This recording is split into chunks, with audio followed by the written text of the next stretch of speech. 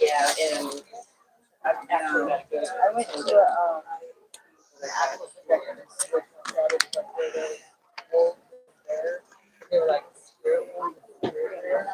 All right, you guys, it is 11 o'clock and I like to be on time. Awesome. How are you guys doing today? Good. Can you hear me okay back there? All right, cool, cool. So those of you guys that don't know me, my name is Nick Salzman. It's my third time coming to Rasani. I love this place. This is a great place to be. We were just talking about the energy of this place. When we leave here, we might, think we're going to be tired, but when we leave, we're more energized than before. And it's a wonderful place to be with everyone that's here. So thank you for being here. How many of you guys have ever been interested in the things that make noise at night when we're trying to sleep? Okay. So I think we're guided here for a reason. And I'd like to think that a lot of you have been experiencing this off and on for a big chunk of your life, right? So I started off as a young boy picking up on things that I didn't really understand. I realized that once I started talking about this stuff, it was kind of hard for people to, I guess, associate with. It was hard for people to identify with. And so for the most part, you just kind of got this look, the big eyes, and that's about it, the most of the response I got. So I kept this kind of under wraps for a long time. And going through my adolescent years and into like my early 20s and stuff, it would have high peaks and low peaks, would come and go. But there was one thing that was always consistent. How many people here have lived in haunted houses before? Oh yeah, yours was super haunted. How many people here have lived in more than one? Looking back on it now, how many people here, every house you've lived in has been haunted? So when I was 25, I was drinking coffee one morning and I said, you know what? Maybe it's not the houses. Maybe it's you. Now, being haunted doesn't mean what it sounds like. There's a lot of negative connotations with that, where it sounds like people are suffering and people are tormented, and there's a real negative view that's there. So what I want to do today is I want to help lighten the mood on that a little bit, give you guys some knowledge in place of that unknown and that uncertainty, and hopefully help all of you step collectively into your own power. So when we talk about the paranormal, it brings up the thought of death. And this is going to be something that can really cripple people. The fear of death, the fear of the unknown, whether it be from religious dogmas or maybe regrets from mistakes you made when you were younger, all that stuff plays its part in it. But really what it comes down to is this physical body is only part of our journey. Our journey started in spirit and it'll go back to spirit. So the only thing we're doing is just returning back to our natural state after we pass away. But I would like to help you remove some of that fear of death and really help you guys see things in a different light. Why are there some people that experience this stuff more than others? Is it really true that some people are more uniquely guided to it? Sure. There's some people that are better at math than others. Some people that can lift stronger weights than other people, lift heavier things. How about people that are faster than each other? Some people all have little knacks that make them good. This is one of them. But believe me when I'm telling you that everything that I can do, you can do and probably do better. So what I hope to help you guys with is give you guys a little bit of those tools work, okay? So when we talk about human spirits, let's talk for a minute about why they like to stick around. Sometimes it's regret. A lot of times you find when you start on this path, when you start doing the clearings, the very first things that come forward are going to be the family members, typically that either love you, they miss you, they're going to let you know, hey, I'm here right away, or there's going to be another one that comes around. And this is going to be someone that probably had a hard time in life. Someone that either could have been abusive or someone that maybe worked a lot and someone that was never really there because they were always kind of at work and gone and just taking care of responsibilities, that they feel regret for not being there with you in life because they were so busy providing and just doing what they were supposed to do. So when they pass away, one of the natural things for them is to want to remain. They want to stick around with their family. They want to help their family. They want to do what they can to help protect their family, okay? And a lot of times, they just want you to know that they're there. And when you make that connection, when you first make that connection, believe me when I tell you, there's a lot of emotion that comes with it. When you make that connection to someone, let's say your great-great-great-grandfather that passed away that you've never even met, he's been sticking around watching his family. All of a sudden, he's been around long enough, he can't remember how to move on. But yet here you come along and he sees that you could probably pick up on it and help him out with it. They come by because they need to get assisted. We need to be able to help them. And so when they're around, the number one thing that they're looking for is forgiveness. We can forgive them from where we're at. I understand that there's some bad things that have happened to people, and there's some real negative experiences with it. And so the concept of forgiveness is sometimes hard for us. So this is a big part where we need to step back of that ego, that part that wants to be heard, that part that wants to be the victim, that part that wants to say it's because of this why I'm like this. That ego, that ain't you. It's not you, not at all. So when we're in this position, forgiveness and love is like currency in the spirit world. When we use forgiveness, that allows us to step into a much greater power. So when these things come around, abusive or not, we can help them. Let's talk about a few ways that we can help them. For one, just acknowledging their presence. Oh, hey, how's it going? I know you're here. And they may do it subtly, where it's like you may have a picture of a family member that's passed, and once in a while you walk by and you hear a little pop on the wall where that picture's at, letting you know they're there. Sometimes it might have a dream about them, which sometimes we're blessed enough that we get nice dreams with family members that have passed. I love those dreams. I had a dream just recently that my father, he passed away in 2007, and my sons just got their football pictures done. I have 2 high schoolers that are playing football, so they just got their football pictures done. So kind of some of the dreams that I have, I fell asleep on the couch, but in my dream, I woke up, sat up on the couch, and I saw my dad sitting at the table looking at the photos, and he was smiling. I walked up to him, and I put my hand on his shoulder, and I woke up on the couch again. So when you have these types of dreams, understand they're not dreams. This is a part of you. This part of you is more real than this stuff right here. Because this, no matter what, when my physical body's gone, you may not see me again, but I guarantee you I'll have the ability to still come around and help. So we want to be able to help. When we do this, when we take somebody that needs help just getting crossing over, and a lot of times they just need help remembering. Sometimes they're carrying trauma with them. A lot of times they're not. When we help them, they can go off, rest for 1,000 years if they want. They reside outside of time and space. And so what that means is sometimes I get these cases where I'm like, oh, your grandmother's still around and she needs help crossing over. Oh, but I love my grandma. I don't want her to leave. She can leave and she can come back in our perspective at that very moment, because they reside outside of time and space. It'd be no different than opening a book and putting a bookmark in and going right back to the chapter you left off at, or at a DVD or something, going to that chapter. So it's really similar to that. So when we allow them to leave, cross over, help them get to where they go, oftentimes they will come back as a being of light. And not only will they do that, they will also bring other people to you. They'll bring their aunt, they'll bring their cousin, they'll bring their friend, people that are similar to them, and they'll bring them to you. Why? Because sometimes family members that are abusive, or family members that are just absent, maybe for work or other obligations, this allows them to be at a level of service. This allows them to help kind of cancel out some of the negative karma that happens. So that parent that maybe passed away of an overdose and they left a small child around, those people, you're going to have to talk to them a little bit, because they're not going to want to leave. But they don't understand that when people pass away of cancers, when people pass away of like suicides or overdoses, that energy is held in a certain frequency. That frequency can be passed on to another person. Have you guys ever heard of hereditary family illnesses? This is exactly where they start. Whether it be an emotional thing or whether it be something physical like a brain tumor or something, right? Something that gets handed down in families.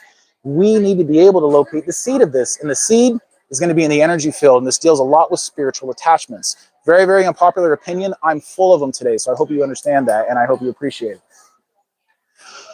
So when we help them, they come back as a being of light. They bring others to assist us. This also helps you.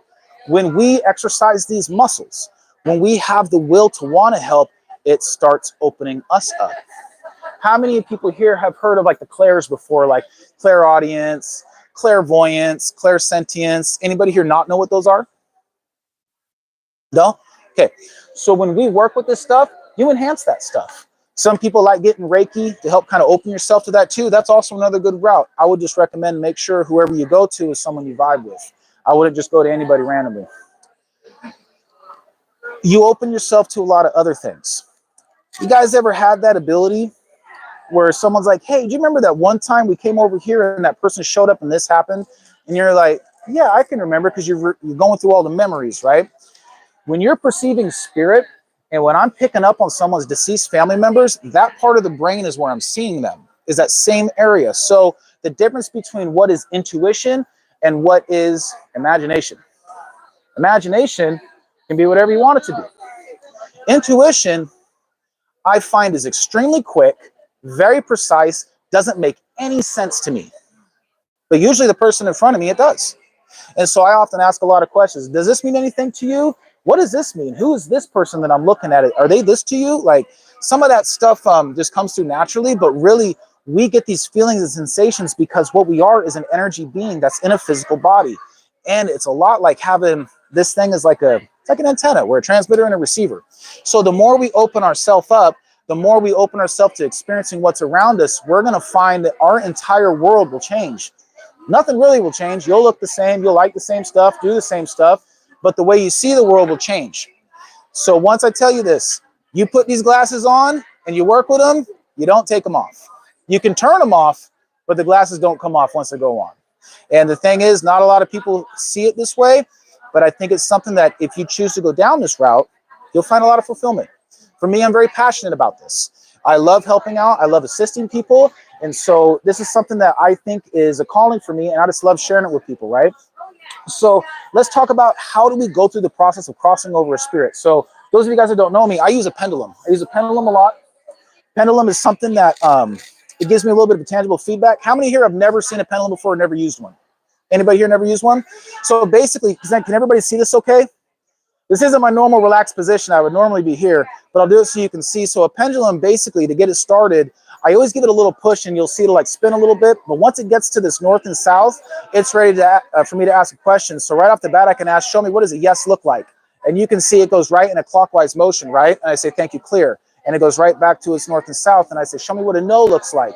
And so this is how I establish by yes and no questions right away. We can also use these things to heal people and heal spirits. And so the way that works too is if I ask, send healing energy to everyone in this room, it works the same way. Please remove all nervousness and tension from this area. It works the same way. So giving clockwise, taken away counterclockwise. Now mine swings, not everybody's will. Some people I've seen their yes look like this and their no look like this. So it just depends, whatever works for you. But you can also change that. You can say, I don't want that one. I want to do the clockwise stuff. And you can set your intention. My yes is clockwise. Thank you, clear. My no is counterclockwise. You can set that intention and make it work. So when we cross over spirits, we want to heal them. There's three things that they usually have going on with them. They have some sort of lesion. I call it astral lesion, some sort of impact of trauma of death that's with them real quick. If they die of natural causes and their family loved them and they prayed for them, chances are they're not really going to need this stuff. They have people that are with them that are going to help them get to where they need to go. Chances are they're not going to need it. But if you're like most of us and you have 100 other reasons of why you don't want to go and you want to stay here, this is going to help them. Having kind of an injury, I just call it astral lesion. So the first thing we want to do is take away their pain. That's the first thing that I want to do is take away their pain. The second thing I want to do, take away their memory of pain. All memories of pain. And this can go to all timelines, all past lives. If you're into that kind of stuff, it works just the same. And here's the most important part. The third part, nourish them. Nourish them. What do we nourish them with? There's a reason why I carry this stone right here. How many of you guys have ever heard of the Christ spark before? Anybody ever heard of that? Okay. Christ spark is essentially your soul. It's the part of you that's connected to the creator. Has anybody ever heard of the term higher self? Okay. We're talking about something very similar right now because that Christ spark is connected to the higher self. And so when we send healing energy, that's where I decide to send it, is to this Christ spark. Now I'm going to get into another unpopular belief, but I'm going to share it with you. How many of you guys have ever heard of people calling on a guide, calling on a family member to help escort someone to the light? Right? So I used to do that. I used to say, call on someone helpful, help send them to the light. Then I started getting conflicted feelings about it. I started thinking, am I really sending them to source by sending them to a light that's outside of themselves? And I got a lot of conflicting feelings about that. And so I hear a lot of people talk about reincarnation and being stuck in this wheel of reincarnation or whatever, right? Now, mind you, spirit can choose to incarnate whenever you want, but people that are stuck in reincarnation are stuck within this loop, stuck within this cycle of perpetually dying and being born again, right? So I asked a few questions. One day I was doing a clearing, and before I called on a family guide, I asked the spirit, I said, hey, can you do me a favor? Can you look down the middle of your chest and tell me, do you see a light there? And I got a big yes. And I said, okay, never did this before. I said, okay, do me a favor. Look into this light, gaze into this light, take a deep breath in with me, ready. Cleared it on the spot. I dropped everything I was doing and went, holy crap. Everything that I thought I was doing was completely slow compared to this technique. I'm going to start telling you about the breath work, how this works. And I will tell you this, you do this breath work, even if you're not doing pendulum work, but you do this breath work, it will open you up. It will help develop dormant psychic abilities. Absolutely. Clairvoyance, clairaudience, these are the types of things that we really get to learn a lot about people. Imagine what we think about the speed of light and how fast that is. You know what's faster than that? Speed of thought. Speed of thought is much faster, and it comes from a completely different area. So when we do this breath work, how many people here have heard of Ho'oponopono before? Okay. Those of you that never heard of it, basically what it is, it's an ancient form of making amends in the Hawaiian culture. Pono means good or right. And so Pono means to make right twice or make amends. So this was something that would be done if maybe somebody had a wrongdoing in a village or between family members, or the family comes together and they practice Ho'oponopono to forgive. But the understanding of Ho'oponopono comes from that all of us here share some similar experiences on a soul level. I cannot know anything about you without knowing about myself, and I guarantee if I start to talk about myself, I'm going to sound like you. I can't know anything about you unless I'm also within that same realm. When people get readings, sometimes people are nervous about that because they're afraid that we're going to see each other's deepest, darkest secrets. I can't see that unless we have the same deep, dark secret. So I hope you guys understand how important it is to understand each other. And the more that we can understand each other, I think the more we can act out of compassion. Okay, so let's get back to the breath work and Ho'oponopono. The four main phrases of Ho'oponopono are I love you, I'm sorry, please forgive me, and thank you. Now, just these words alone carry a ton of emotion. Someone you love tells you haven't seen in a long time, they tell you I love you. Bring tears up. Someone that's done wrong to you finally tells you I'm sorry. Bring tears up. Someone that has done wrong is looking for forgiveness, saying, please forgive me. Bring tears up. Finally, when that retribution happens and the help happens and you can just tell someone wholeheartedly, thank you, tears come up. These are more than just words. These are pathways of healing. So Ho'oponopono deals with the shared soul information that we have between each other, and using Ho'oponopono combined with the breath work as a very effective way of clearing this. So the breath work with those four phrases, how many of you guys have ever heard of the Ha breath before? Anybody? So there's a lot of different ways you can do this. I'll show you what works well for me. And all we do is we inhale for about 4 seconds, hold it for 4 seconds, and then when we exhale, we activate the diaphragm and make a like literally you're blowing your breath out. The reason why I do that, because if you feel it, it engages the solar plexus. When people talk about chakras and stuff, the solar plexus, that's the battery to your entire energy field.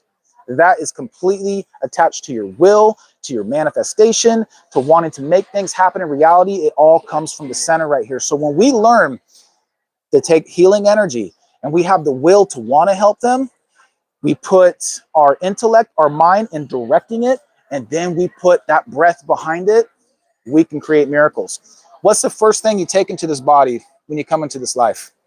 What's the last thing you take? Breath is life force. It is life force energy, 100%. And so what I've found is if you take all these parts of you, of who you are, and direct it in one fine motion, you can create miracles. You can create miracles from curing cancer in people to crossing over earthbound entities. So we'll stick to crossing over stuff for right now because the cancer stuff is a whole nother talk in itself. So who here, anybody here currently have a house something goes bump in the night at? You? Okay. Now, what I have here, for those of you guys that are interested, I just came out with a little book called Paranormal Investigating with the Pendulum. It's got some charts in here that we can use. But what I would like to do, just to show you kind of live how I do this real quick. And do I have permission to ask about your house? Okay. Do me a favor. What's the address of your house? It's not my house, it's my client's house. Perfect. 1105. 1105, what's the name of the street? Lakewood. Okay, 1105 Lakewood. And what's your name? Donna. Have you been in this house, Donna? I sleep there 2 nights a week. Okay, does the kitchen have a laminate floor, counter on the left side when you come walking in the kitchen, sink over here, a little window right there? Depending on which way you walk in. Yeah. So I feel like the entrance of the house or something's on this side. So if I came walking into the house, around the corner would be the kitchen. Right here's this, and I think there's a big cabinet or something right here. Okay, perfect. Thank you. So we're talking about the same place right now. So this is what I'm saying. We work with the stuff. It opens us up. This helps me understand we're in the right place. So I'll go the easy way with you guys. What I do is I have a little chart right here, right? And I got a pendulum that makes it easy to read. And I can simply ask, what's the name of the address again? 1105. I can ask universal knowledge, because that's who I ask, is universal knowledge. Do we have any earthbound spirits within this home? And as you can see, I get a big yes right off the bat. And so I have a little number thing down here, and I can say, show me how many are in this home. Okay? And it swings to just one. We have only one in the house. Okay? And I can say, okay, show me what kind of energy do we have in this house?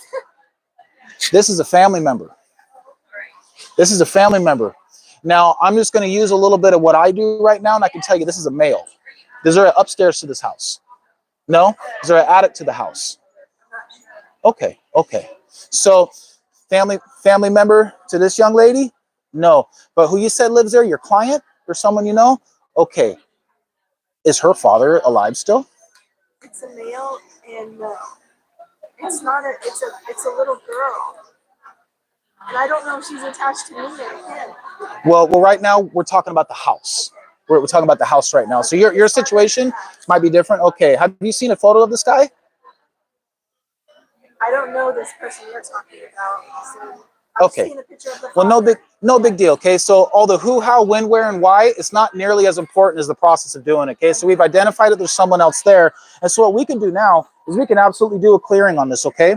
So what I'm going to do is, if I was you and I was at home doing this, I'd either write down the address on like a witness card, just like put on a piece of paper, or if you have a photo of the house or something like that inside the house, is a real easy way to do this. And so what I would do is, because right now I'm looking at this fellow and I'm going to ask, do I have permission to connect to his higher self and send him healing energy? How many of you guys are getting warm right now? Anybody else here getting warm? Oh yeah. Oh yeah, absolutely. Okay. So we're moving some stuff right now. So I have permission. I have permission to contact this guy. So what I'm going to do now is I'm going to do some healing. And I'm going to say, okay, do we have permission to connect? We do. Thank you. And I like to just snap my fingers so you know which step I'm moving to. And I'm going to say, greetings. My name is Nick. I greet you in the light and love of the Creator, and I'm here to help. Can you hear me at this time? Yes. Can you guys see the clockwise motion? Yes. Okay, thank you. Can you tell me, are you in pain or discomfort at the moment? Yes. I can help you remove your pain. Would you like for me to assist you? Yes. Here's the most important part. We can't force them to do anything, but when we align with their free will, we can make it all happen. So right now he's open for me to assist, and we're going to keep going, okay? So I'm going to say, all right, universal knowledge, I ask that we remove all pain and cure all astral lesions in this man. And we hit our breath. Did you say after right behind the table? And remember, when I'm doing this breath, as I'm breathing in my mind, I'm saying, I love you. I'm sorry. Please forgive me. Thank you. Okay. Combining it takes a little bit of practice and it comes really fluid. I'm going to say, okay, universal knowledge. I ask that we take away all memories of pain from this man from all timelines, future, past, present, and parallel.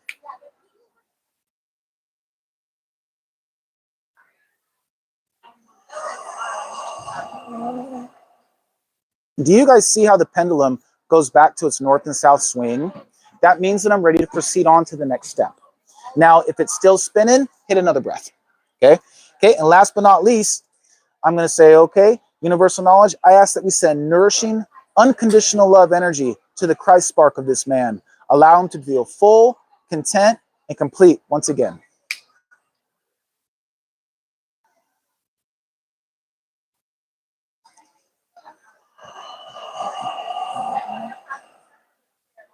Thank you.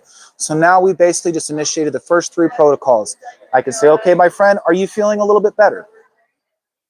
Hey, we got a yes. Now here's where it can go one way or the other. We're going to ask them, is there anybody else there with you, angry, upset that I'm talking to you? No. Sometimes people that are deceased have attachments and have other people with them that need some help. But most of the time, it's like this. And I'm going to say, okay, here's the other big question. Are you wanting to join your family and friends in the light?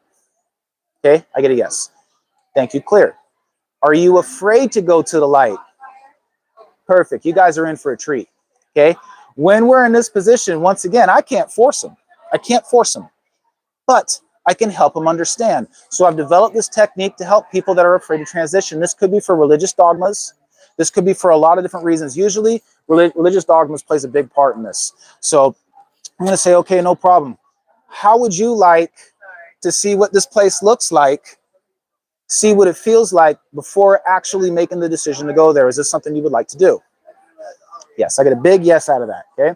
So what I'll do is I create a bubble of light. I'm asked to create a bubble of light around them and to use it as a vehicle that will transport them there, let them see it, let them feel it, and when we're done, I can bring them right back to this moment, remove the bubble. Does that sound like something you'd like to do? Yes. Okay. I ask at this time that we materialize a bubble of light around this man. You can just let it spin for a second. Okay. Now I ask that we transport him to the Christic planes, allow him to see it, experience it without actually being absorbed by it. You guys see it spinning? It's taking him there.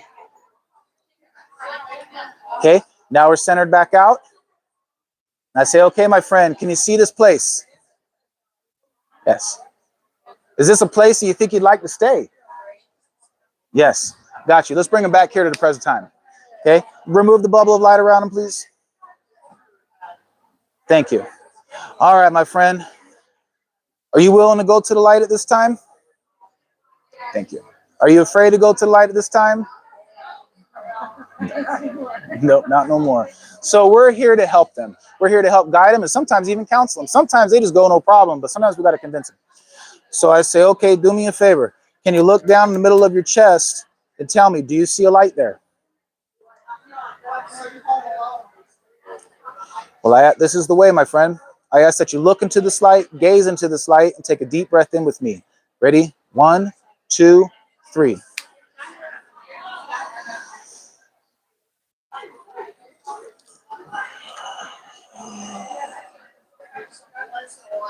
Thank you. The name of the address again? 1105. Thank you. Universal knowledge. Do we have any more earthbound entities at 1105? Negative. But it is, in my opinion, this girl is something separate. And if you want to meet me afterwards, we can talk a little bit about that. I do want to say his father wanted to date a woman, and her religion was different than his religion. And his father gave up that religion so that he could be with the other one. Sounds like a wonderful fellow. But maybe he feels like he turned his back on something, right? So that's okay. That's all right. We live and we learn. Before I move on, anything else? I mean, I know it takes a lot. I'm throwing a lot at you right now and I talk fast. Is there anything you need clarification on or something you want me to hear me talk a little bit more about? Everybody just want to take a breath for a second, absorb. How much energy does it take for them to show us something? That's various different levels. How much energy does it take for a person to run a mile? Different people take different energy levels. You know what I mean?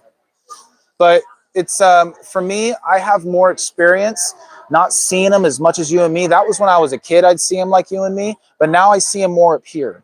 Like I said, in that area where we remember stuff, that inner vision, that's where I see them more. And it's like flashes. I get to see a flash here and a flash here and a flash here. And then I feel it and interpret it from there. Okay. Anybody got any questions about any of this so far?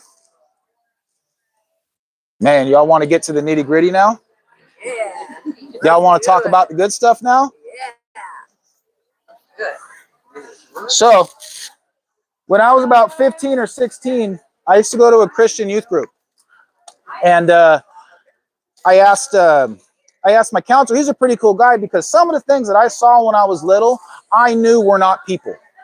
And they terrified me. No one else in my family saw them. I didn't know what the heck I was looking at. All I know is I very much remember them.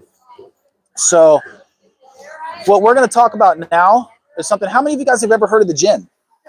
Yes, I have. How many of you guys have ever heard of demons? All the time. How many of you guys have ever heard of shadow people? Yep. How many of you guys have ever studied ancient Babylonian stuff and ever heard of the Rabisu?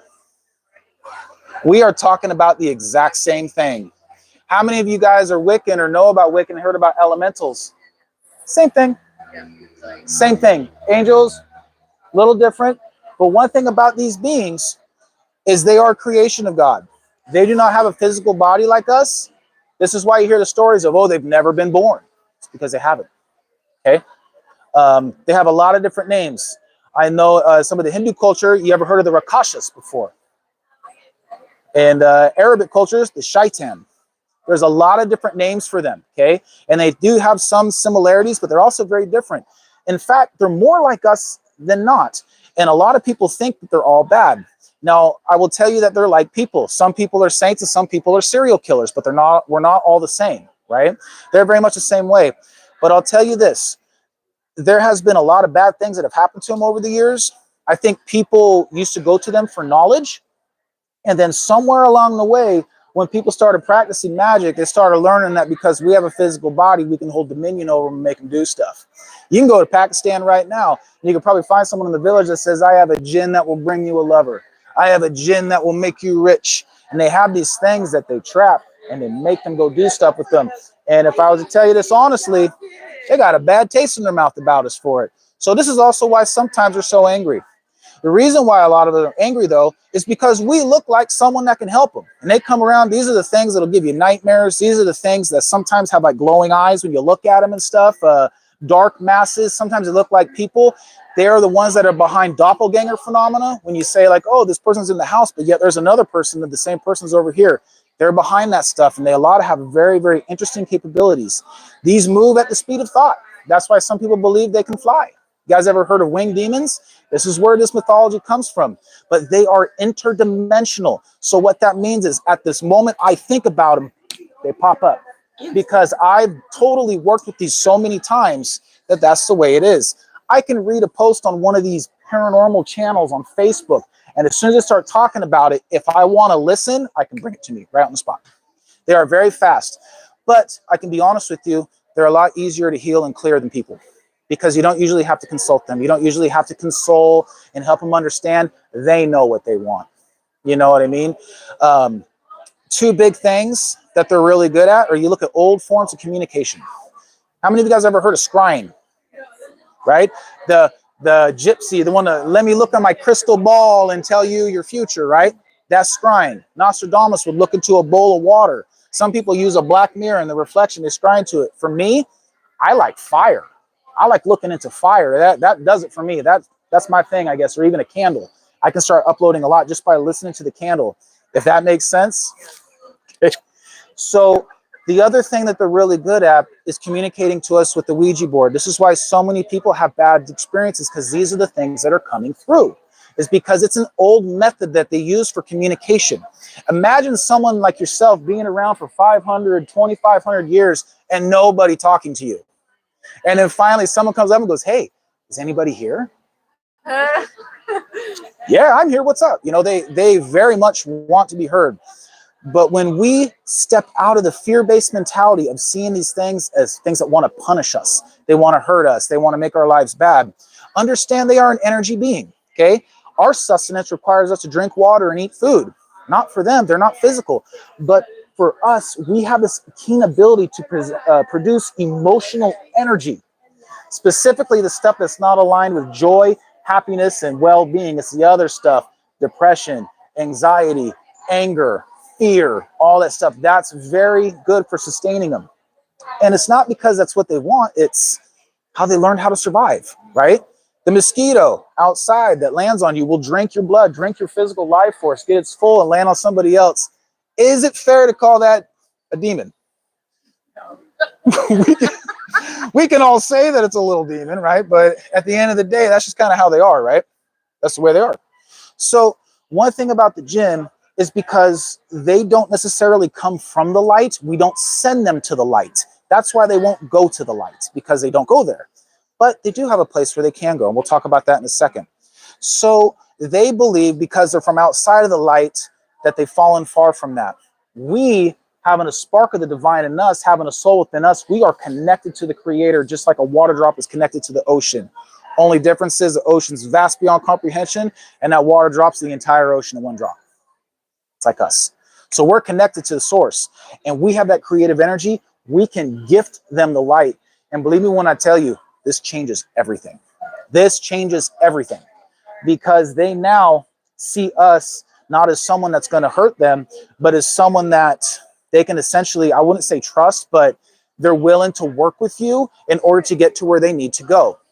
Now, where do they go? Some people need a name for it, but all I can really tell you that it's more of a state of rest rather than an actual physical location. So if you hear of some of the terms of like the Old Testament, they talk about the firmament, the waters above, the waters below. Excuse me. They have a place in the underworld that's called Shaul. Anybody ever heard of that before? And trying to think of the name of like in the Jewish Kabbalic tree. You guys ever seen any of that kind of stuff? There's a hidden one that's in there that they call Doth. Doth is exactly the same place. So those of you guys that are into that kind of understanding, they're talking about the same thing. And I gather the information that's more of a place of rest. So what we do when we heal them is exactly the same thing. Now, perfect, right on time. So what we're going to do is we're going to tap into somebody that just walked in right here, and I'm going to scan their house because I have a feeling there's one at their house right now. Yeah, that's my Yep. friend. How you doing? Come on in, hon. You're good. What's your name? Nick. Nice to meet you. Come on in. Yeah, come on in. Come on in. So the reason why I'm going to do this, I'm going to bring them forward because I want you guys to feel what they feel like. Sometimes it's a little bit of an anxiety feeling. Sometimes when I'm sitting, it's a little bit of a shakiness in my thigh. But what I usually get now is like a little boom, boom. It's a little thump up by my temple or up in the middle of my head. But a lot of times right here, just a boom, boom. So when these things are around, people will experience it and they're like, man, I get these weird headaches and I can't figure it out. And they go to the doctor and they go, what's going on? I go, I don't know. Take these, right? And that opens up their energy field and increases this kind of stuff, right? So that's what they feel like when they come around. So right now what we're going to do is I'm going to invite you here to join us because I'm already looking at it and it's looking right at me. Universal Knowledge, do we have permission at this time to invite our Jinn brother here and join us? Good. And I call them my brothers and sisters. It doesn't really matter. You just need to know that in spirit, we are brother and sister because we come from the same creator. Okay, I'm asked to bring him here right now. All right, brother, can you hear me? Thank you. And I'll be honest with you, I don't like to ask them too many questions. I stick to business. I take care of business, and that's it. Okay? It's one of those things where there's a safe way to handle stuff. And these can be very dangerous, but they can also be not dangerous at all. So we just want to be able to help them, okay? And I can say, okay, brother, are you in any pain or discomfort? Yep. Can anybody here feel it right now? Yeah? Okay. Just take a breath. We're all good. Okay, you're going to see it's going to be big. Okay? And I'm going to say, okay, I can help you remove your pain. Would you like for me to assist you? Yes. Perfect.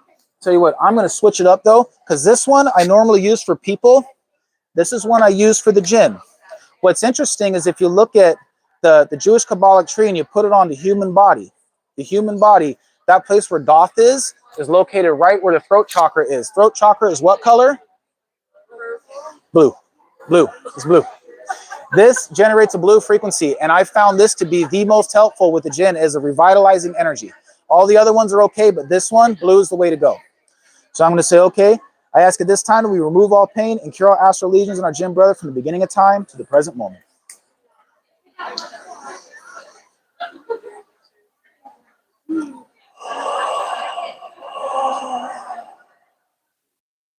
Anybody else feel that wave of relaxation?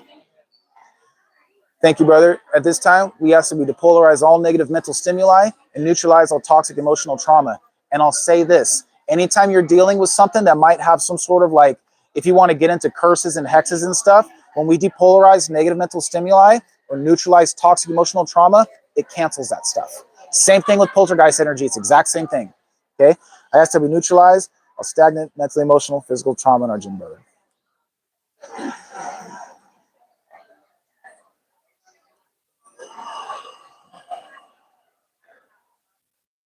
All right, here we go. This is where it gets different now. They do not have a spark of the divine, so we don't send energy to the Christ spark to them, but we can send energy to them directly. And I'm just going to say universal knowledge. I ask to send nourishing, unconditional love energy to our jinn brother. Allow them to feel full, content, and complete once again.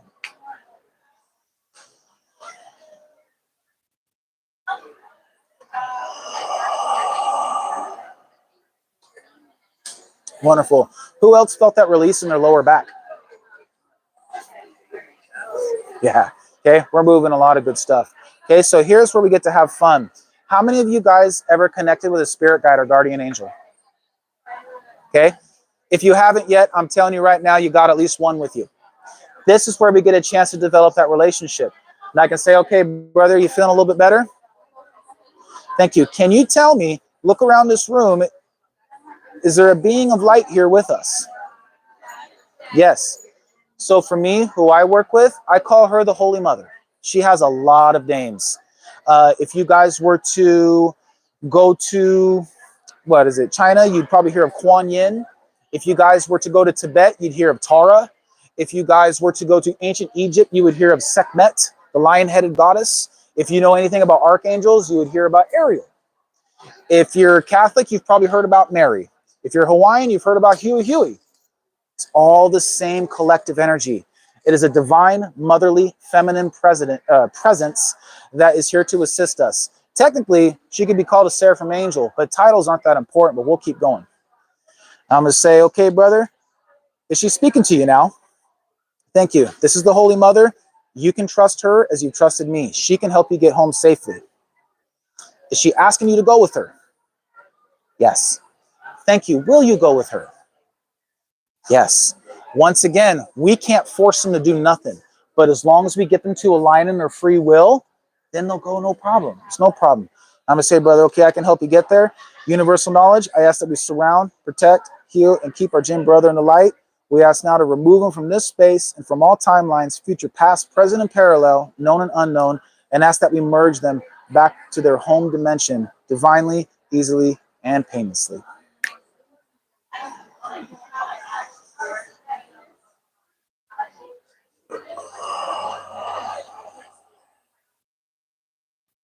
Wonderful. Anybody else feel kind of foggy in the head right now? Okay, so as scary as it may sound, each and every one of you have now been shown and been a part of how to contact a demon and get it to go back to where it goes. Take a look around. Anything go flying? Anybody get hurt? Don't worry about the fear. It's not important. Because when they see us as someone that will help them, their demeanor totally changes. Now, I will tell you this. Sometimes, like I'm a tattoo artist for a living.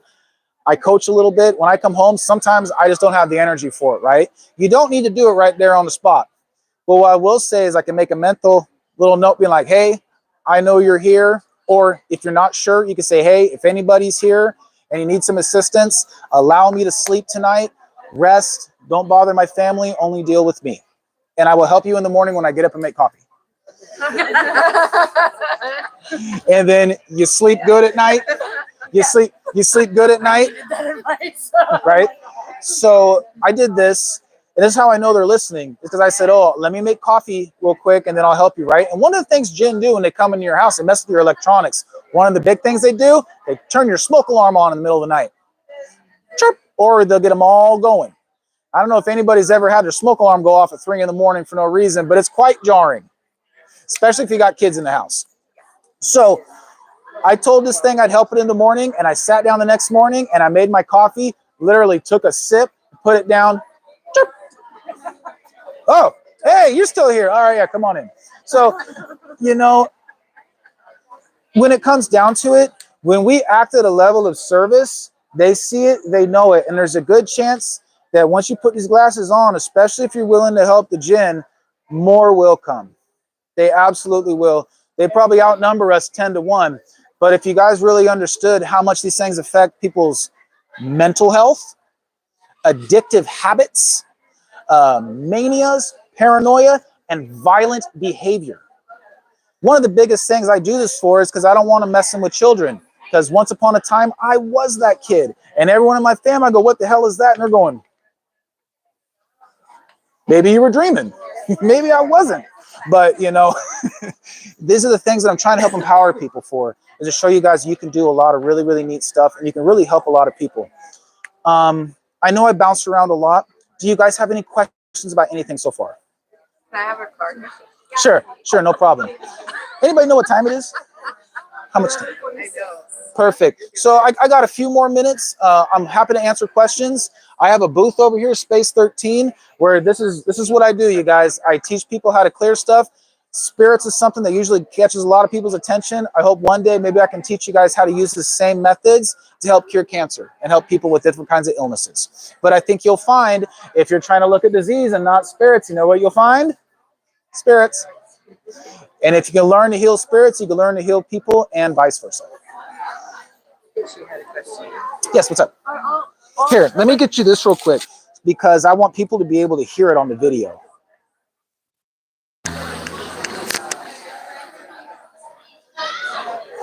Go ahead. Are all the electronic things going on gens? Are they all bad natured or just not healthy? You know, that's a really good question. Thank you. Her question was, when things are messed with the electronics, is it only the jinn? No. But the jinn are an energy being, and so they're almost like electricity. And so that's why they're able to manipulate stuff. Now, I will tell you, most of these seem quite harmless, and they just have one job, and they just want to get home. I'll tell you a quick story about one that I did deal with. I had a friend that I was tattooing, and he had a guy that came through, and I said, hey, man, is this your uncle? He's like, who are you talking about? I said, this guy shot himself. I said, is this your uncle? And he's like, I don't know who you're talking about. He looks like this. He says you're your uncle. This is his name. He's like, he doesn't know what I'm talking about. So I tattooed him. No big deal. I ended up going home that night, and I sat down for dinner, and one of the breakers on my wall turned off. Now, I don't have anything plugged in very much over there, so I'm not overloading any system, but it turned off. That never happens, right? I'm like, okay, no big deal. I walk up, go hit the button on the breaker. I go sit back down, pops off again. My wife looks at me. She goes, oh, did you bring a friend home? I said, maybe. So I just said in my mind, hey, I know you're here. Let me eat dinner real quick because I'm starving, and I'm going to help you out real fast, right? And I go to touch that breaker, and a blue spark this far jumps out of the wall and hits me in the finger. And I said, okay, we're doing this now. I'm not going to wait. We're doing this now. Long story short, this guy comes back 2 months later to get a second session on his tattoo. Now he brings his wife with him. And so I'm like, okay, hey, you remember your uncle I was telling you about? And of course he's like, I don't know. His wife had an uncle that passed away by shooting himself in New York. And I said, and this guy's from New York too. And of course, all of a sudden it's like, oh. So when you start telling this stuff to people, just remember, you might be dead on. And I'm not sure what I like better, being dead on right away or telling people stuff where they go, I don't know what the hell you're talking about. And 3, 4, 5 days later, it all makes sense. I'm not sure which one I like better, but they're both good. So what I'm saying is these people, they had a serious house fire before I met them. And they lost almost all of their belongings at a giant electrical house fire that they have no idea how it started.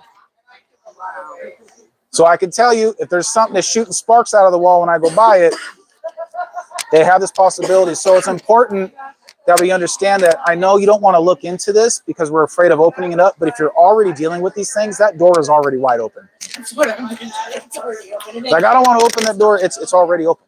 So what we have are the abilities and things that are within us that can change the world around us, very much so. And I hope that this is giving you guys a little bit of an insight on a world that isn't really talked about much, and a place I love talking about a lot. So do you guys have any other questions about anything? Here, let me give you this real quick because it'll be good to hear on the video. I was just wondering, do you offer like energy readings around people or healings, or can you see if attachments are around them and things like that? All day.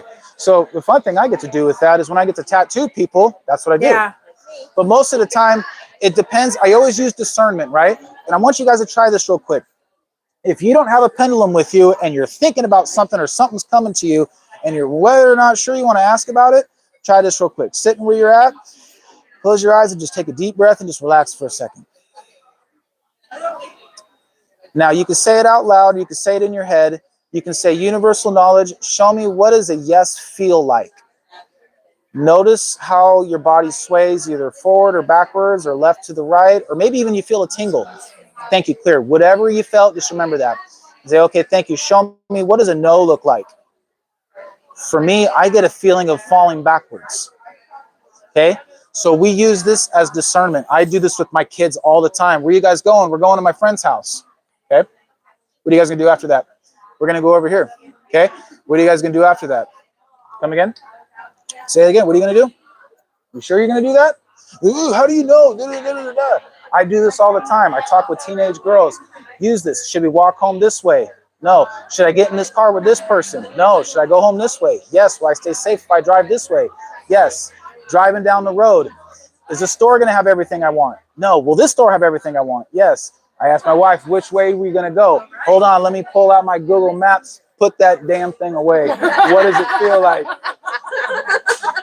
Telling you, you can do some really neat stuff.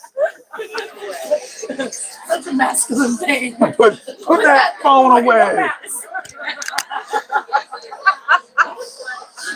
So either way, guys, I got to wrap this thing up. I'm going to go over to my booth right now. Thank you so much for being here. I appreciate you guys. Thank you. Thank you, Nick.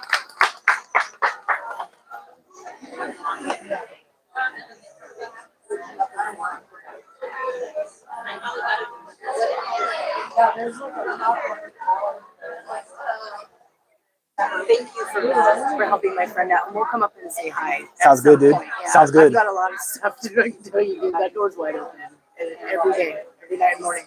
But I find it fear to go. Thank you. No problem, dude. I'm like, what?